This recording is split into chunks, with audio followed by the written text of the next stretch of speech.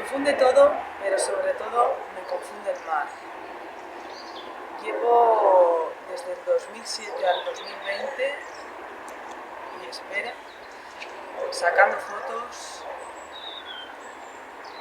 a diestro y siniestro como un refugio y una necesidad de diluirme en los demás